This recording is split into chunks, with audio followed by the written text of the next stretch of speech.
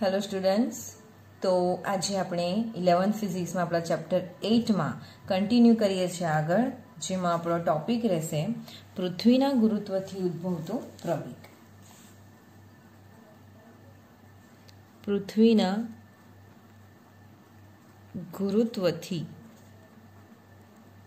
ઉદ્ભવતો પ્રવેગ। આ theory 3 માર્ક્સમાં MP છે, તો બરાબર ધ્યાન આપવું। ओके, तो આપણે થિયરીની શરૂઆત કરીએ છીએ, જેમાં તમને ટાઇટલ જ છે કે પૃથ્વીના ગુરુત્વથી ઉદ્ભવતો પ્રવેગ।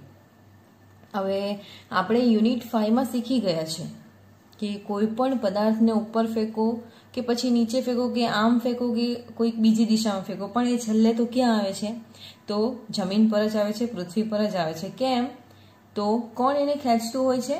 ગુરુત્વ પ્રવેગ છે, બરાબર। તો એ જે પ્રવેગ ઉદ્ભવે છે એ પૃથ્વીના ગુરુત્વથી ઉદ્ભવે છે। હવે કેવી રીતે અને કેટલો છે ઉદ્ભવે છે એ તો આપણને ખબર જ છે કે સ્મોલ જી, એને આપણે સ્મોલ જી વડે જાણીએ છીએ, પણ એ સ્મોલ જી નું ઇક્વેશન શું છે?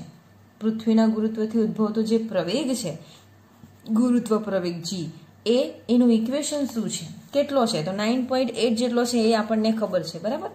પણ એનું ઇક્વેશન શું છે તો એ આપણે મેળવીશું આ થિયરીમાં। તો પૃથ્વીના ગુરુત્વથી ઉદ્ભવતો પ્રવેગ 3 માર્ક્સમાં એમપી છે, જેની આપણે શરૂઆત કરીએ છીએ અત્યારે। તો અહીંયા જુઓ, એની આપણે ફિગર બનાવી દઈએ પહેલા। ચાલો, આ આપણી એક પૃથ્વી છે, વિચારી લો।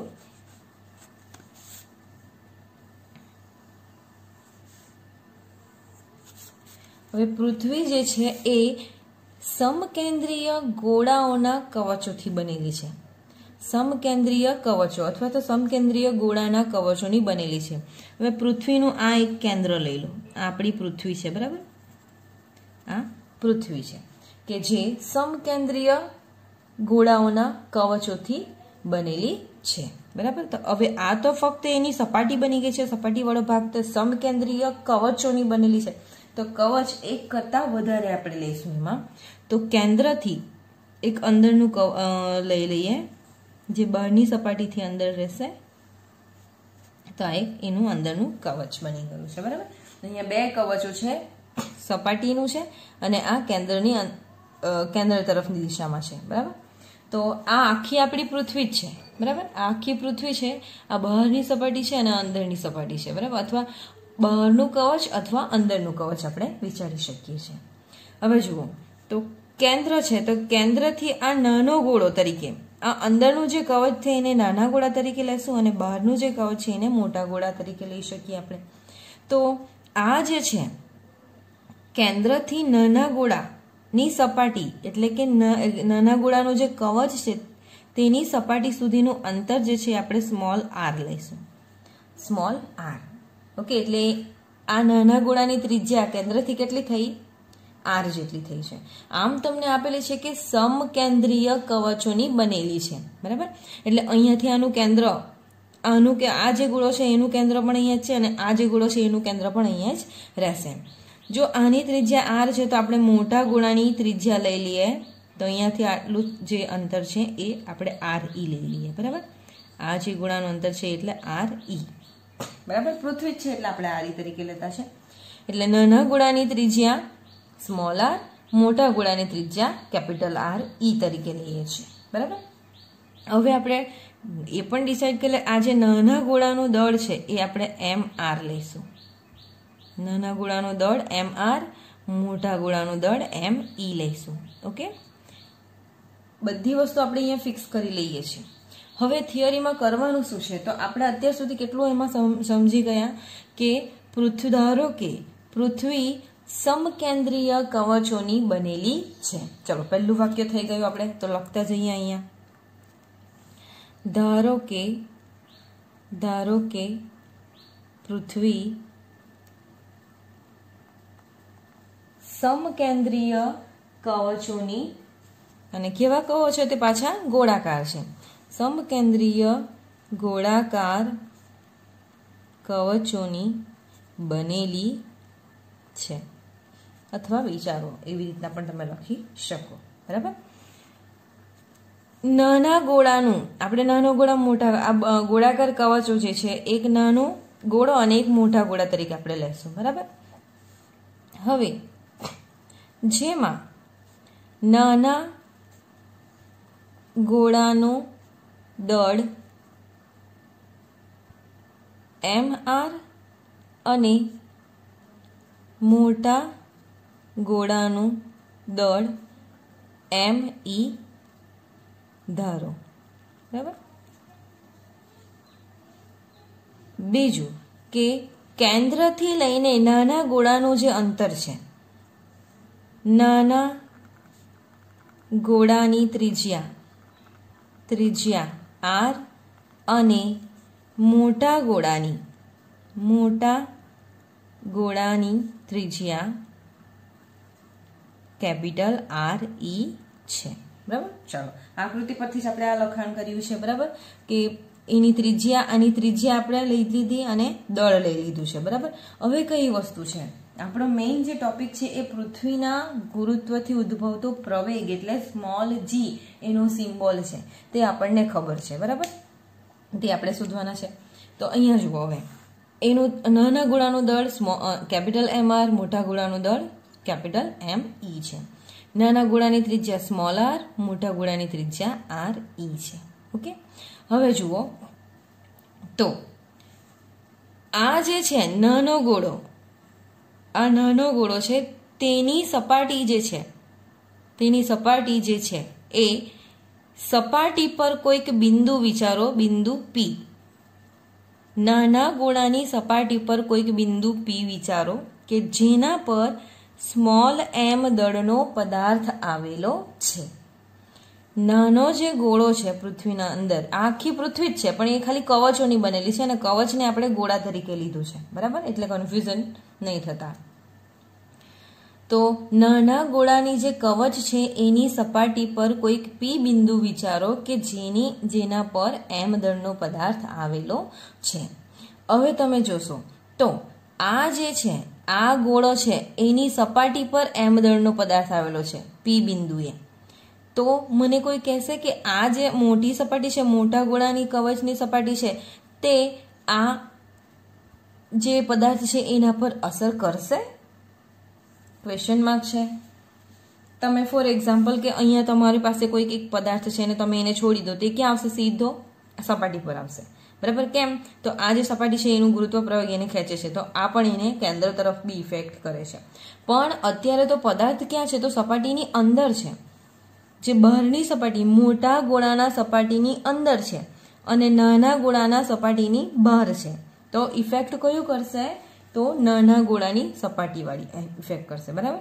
કારણ કે મોટા ગોળાની જે સપાટી છે, કવચ જે છે એ એની અંદર આવી ગયેલો છે, એટલે મોટા ગોળાની જે કવચ છે એ આ સ્મોલ m નામનો જે પદાર્થ છે, સ્મોલ m જેટલું દળ ધરાવતો જે પદાર્થ છે P બિંદુ પર, એના પર કોઈ અસર દર્શાવશે નહીં. તો પછી ગુરુત્વ બળ લાગશે કેવી રીતે? ક્વેશ્ચનમાં.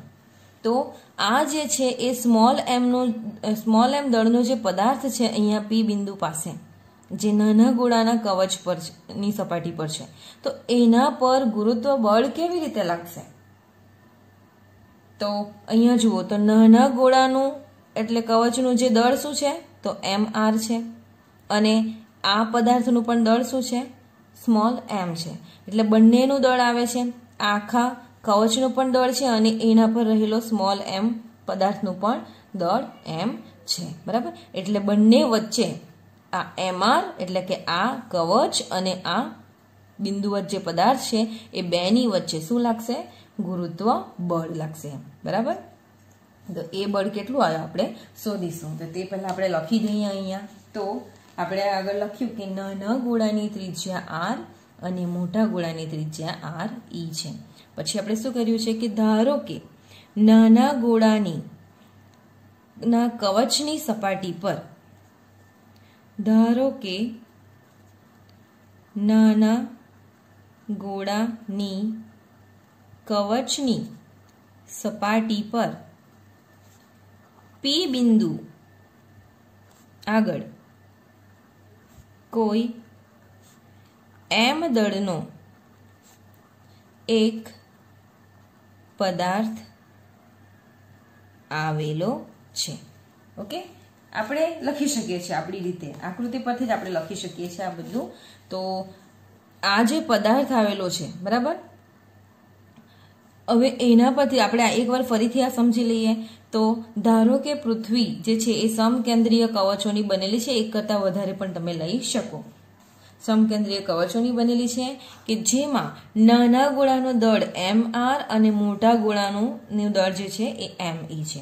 હવે પૃથ્વીના કેન્દ્રથી નાના ગોળાનું જે અંતર છે એ સ્મોલ r અને મોટા ગોળાનું અંતર જે છે એ કેપિટલ R E છે, એટલે એની ત્રિજ્યા થઈ છે. બરાબર, હવે કે નાના ગોળાની કવચ પર કોઈ P બિંદુ આગળ એક m દળનો પદાર્થ આવેલો છે. હવે શું થશે? તો આ m દળનો પદાર્થ અને આ જે છે એ કવચના દળ mr વચ્ચે શું થશે? આ બંને પદાર્થો એકબીજા પર શું લગાવશે? તો બળ લગાવશે. તો આપણે અહીંયા લખીએ.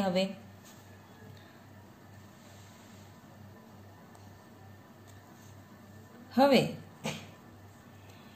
નાના ગોળાના કવચનું દળ mr એટલે નાના ગોળાનું દળ જ, બરાબર, દળ અને P બિંદુ દળ વડે બરાબર આવશે, કારણ કે આ પૃથ્વીની સપાટી જ છે, અંદરની સપાટી છે, તે અંદરની કવચ છે, તે કોના પર બળ લગાડશે? તો સ્મોલ m દળનો જે પદાર્થ છે P બિંદુ પર એના પર ગુરુત્વ બળ લગાવશે. તો નાના ગોળાના કવચનું દળ mr વડે P બિંદુ આગળ ના સ્મોલ m દળના પદાર્થ પર લાગતું ગુરુત્વાકર્ષણ બળ F કેટલું હશે? F બરાબર શું થશે? ઇક્વેશન. તો અહીંયા પણ બે પદાર્થો વચ્ચે લાગે છે, તો આપણને ઇક્વેશન તો ખબર જ છે. શું છે ઇક્વેશન? તો F ઇઝ ઇક્વલ શું થશે? G સ્મોલ m છે, બરાબર, કે આ જે પદાર્થ છે આપણો નાનો બિંદુવત પદાર્થ, એનું દળ m છે, અને જે બળ લગાડે છે એ પૃથ્વીના કવચનું બળ કેટલું છે? mr છે. બરાબર, હવે સૌથી મોટો ક્વેશ્ચન આગળ આપણે ડિસ્કશન કરી જ ગયા છે કે me કેમ નહીં આવે? કેમ? કારણ કે me જે છે, me કવચનું જે દળ છે એનાથી અંદરની બાજુએ તમારો પદાર્થ આવી ગયેલો છે, એટલા માટે આ me દળ એના પર બળ લગાડી શકતું નથી. બરાબર, ચાલો હવે તો ઇક્વેશન આપણું શું રહેશે? F is equal gm into mr divide by શું ડિસ્ટન્સ છે? તો r છે, બરાબર, બેની વચ્ચે, તો r સ્ક્વેર. ઇક્વેશન નંબર 1 આપો આને. ક્લિયર? ચાલો, ઇક્વેશન નંબર 1 આપી દીધું છે. હવે શું થશે? તો પૃથ્વી છે, બરાબર, તો દરેક અને એનું દળ છે me mr અને આ બિંદુવત પદાર્થનું પણ દળ છે, પણ એક આ છે તો પૃથ્વીની પહેલી જે સપાટી છે આ ગોળાકાર સપાટી છે એની અંદરની બાજુ આવેલો છે. તો હવે પૃથ્વી એ આપણે વિચારવાનું છે કે પૃથ્વી એ સમાન ઘનતા ધરાવે છે. પૃથ્વી એ સમાન ઘનતા ધરાવે છે. પૃથ્વીની ઘનતા સમાન છે. તો ઘનતા કેટલી છે? તો ઘનતા બરાબર શું થાય? તો દળ ભાગ્યા કદ. બરાબર, દળ ભાગ્યા કદ. તો હવે પૃથ્વી માટે આપણે લેવાનું છે, તો પૃથ્વીની ઘનતા એટલે ઉપરથી જ રહેશે, તો me દળ ભાગ્યા કદ, એટલે પૃથ્વીનું દળ શું છે? તો me આવશે, બરાબર, ભાગ્યા કદ એટલે ve. પણ હવે તમે જોશો તો આકૃતિ કેવી છે? પૃથ્વીનો શેપ કેવો છે? તો ગોળ છે, તો ગોળાકાર માટે તમારો કદનું ઇક્વેશન શું આવશે? તો એ આપણે લખીશું અહીંયા. તો જુઓ, તો me ભાગ્યા શું થશે? ગોળાકાર માટે શું થાય કદનું ઇક્વેશન? 4/3 પાઈ r શું છે? તો આ me દળ આપણે આખી પૃથ્વી લઈએ છીએ એટલે બહારની સપાટીની રીતે લેશું. આખી પૃથ્વી લઈએ છીએ એટલે બહારની સપાટીની રીતે લેશું, તો એની ત્રિજ્યા શું છે? r e છે, બરાબર. તો 4/3 પાઈ r e નો ક્યુબ એનું ઇક્વેશન થશે ઘનતાનું, બરાબર.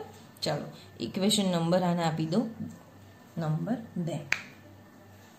હવે આ જે છે ઇક્વેશન નંબર 2, જેમાં ME ને સૂત્રનો કરતા બનાવો. દળ ME ને સૂત્રનો કરતા બનાવશો તો તમારી પાસે ઇક્વેશન શું રહેશે? તો 4/3 પાઈ RE નો ક્યુબ ઇન્ટુ રો આવી જશે. Equation number 3. ચલો ક્લિયર. હવે આપણે સ્ટેપ બાય સ્ટેપ હવે ગણતા જ જઈશું, કારણ કે આકૃતિ આપણે હવે સમજી લીધી છે. આકૃતિ પરથી મેન આપણું જે F નું ઇક્વેશન છે એ ડિરાઈવ કરવાનું હતું. ગુરુત્વાકર્ષણ બળ જે કેવી રીતે લાગે છે બે પદાર્થોની વચ્ચે આપણે જોઈ ગયા છે, બરાબર. અને મેન તમારે જે થિયરીમાં યાદ રાખવાનું છે એ ઘનતા પરથી લેવાનું છે, બરાબર, કારણ કે ઘનતા દરેક વસ્તુને ઇફેક્ટ કરતી હોય છે. તો આપણે અહીંયા ઇક્વેશન બનાવી દીધું છે ME બરાબર 4/3 pi R cube into rho. Clear. હવે આ ME એટલે પૃથ્વીની બહારની સપાટી થઈ તમારી. અહીંયા તમે જોશો તો ME એટલે પૃથ્વીની બહારની સપાટી છે. તો તેવી રીતના આપણે સેમ અંદરની સપાટી માટે લઈ શકીએ, બરાબર. તો આપણે અંદરની સપાટી માટે હવે ડિરાઈવ કરીશું.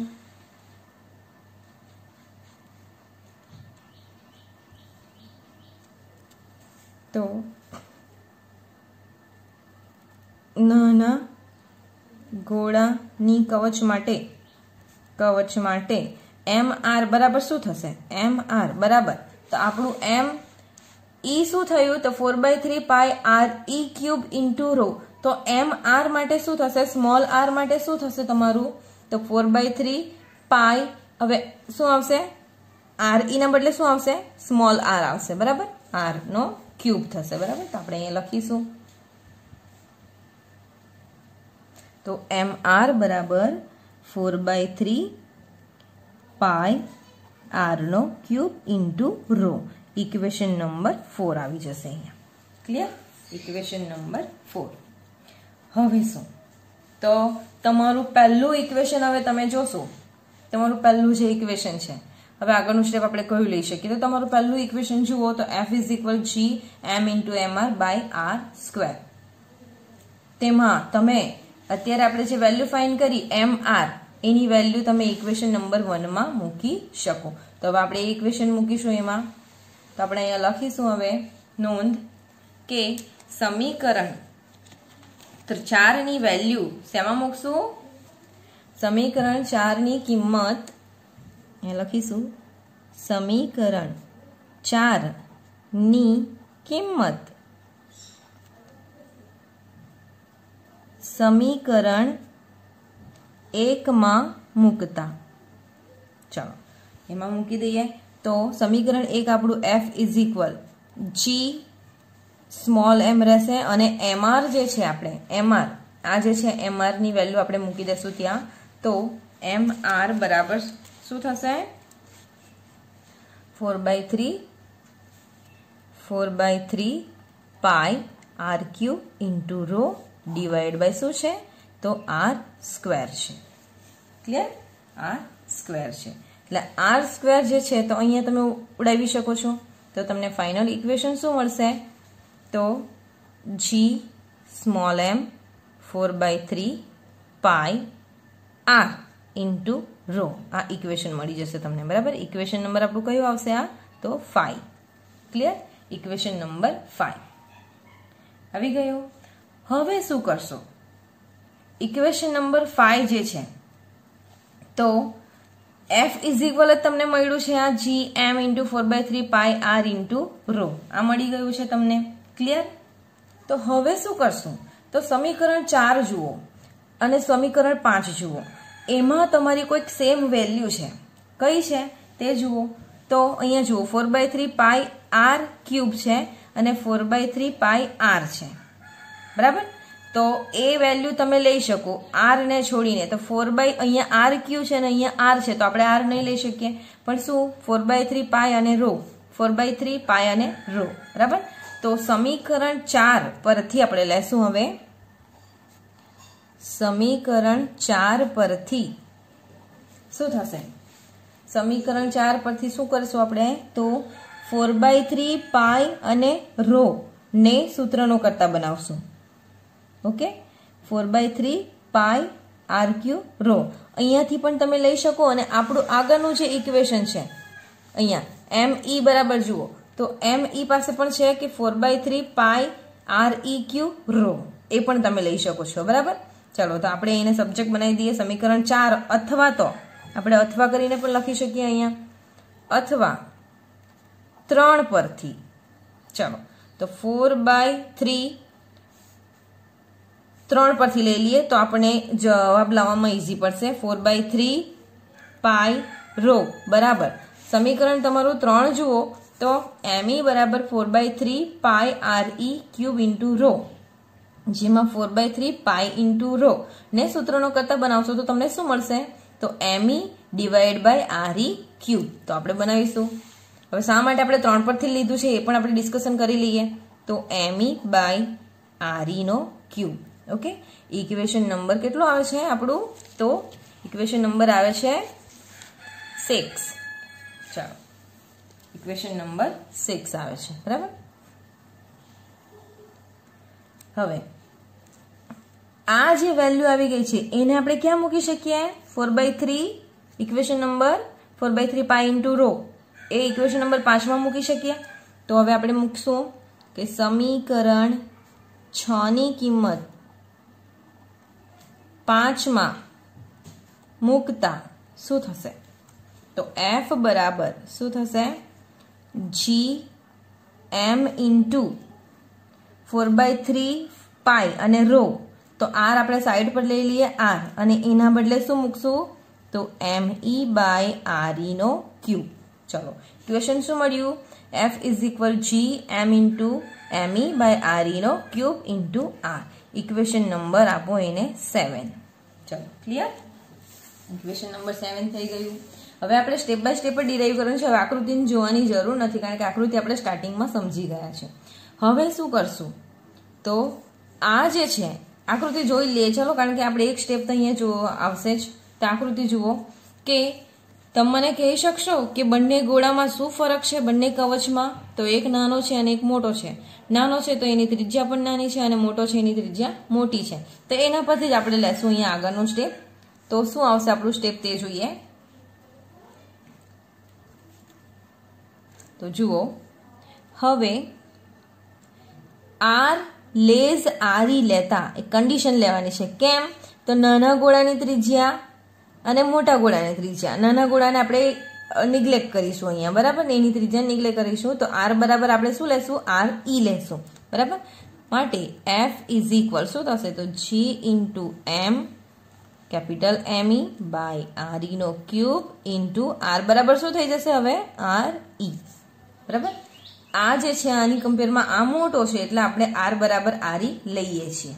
તો શું થશે? આ અને આ કેન્સલ થઈ ગયો. તો આપણને એફ શું મળશે અહીંયા? એફ બરાબર G M into M E by R E નો સ્ક્વેર મળી જશે હવે. બરાબર, ઇક્વેશન નંબર કયું આવે છે? 8. ને હવે તમે જુઓ તો કોઈ પણ બે પદાર્થો વચ્ચે જે બળ ગુરુત્વાકર્ષણ બળ લાગે છે તે આપણું ઇક્વેશન પ્રૂવ થાય છે અહીંયા કે G F is equal G m1 m2 by R square.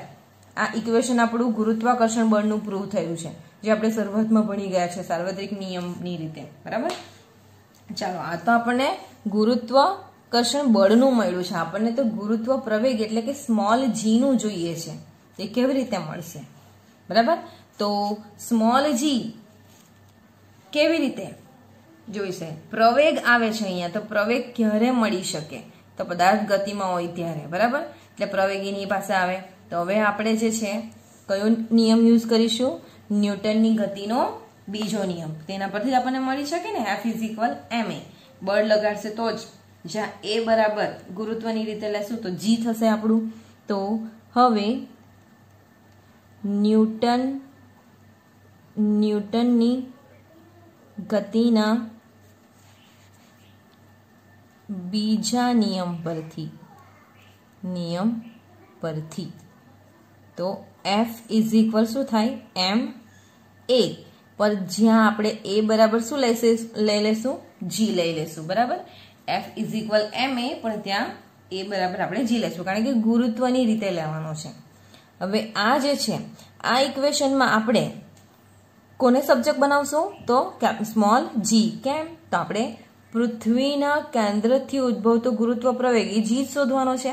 તો જી ને સૂત્રનો કરતા બનાવો તો શું થશે? F/m. ઇક્વેશન નંબર આપો 9. ચલો, કોઈ હવે મને કહેશે કે હવે આપણું આગળનું સ્ટેપ શું રહેશે? તો આ જે છે જી ની વેલ્યુ ઇક્વેશન જે છે F/m, એમાં આપણે કોની કિંમત મૂકશું?